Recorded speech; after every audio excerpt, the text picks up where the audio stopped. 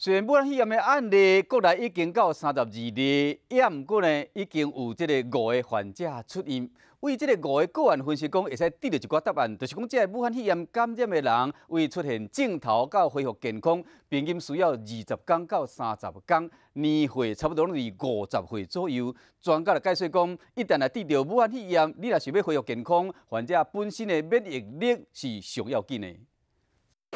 伫病院出入口帮民众量体温，武汉肺炎疫情目前有5名个案已经出院，因有虾米剧动点？因为毕竟这一个传染者是新的感染症，所以并没有任何的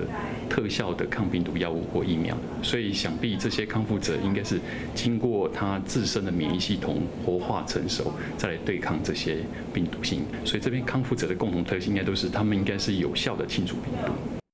分析者已经恢复健康的5名个案，包括上早出院的第1例、第4例、第5例、第10例、第12例，出现症状到出院时间是20到30天，而且年龄拢伫50岁左右。专家讲，因为目前只会当靠着支持性疗法，提高患者有免疫力了后，才会当家己恢复。若是武汉肺炎出现症状到恢复健康，需要比流感加1倍时间。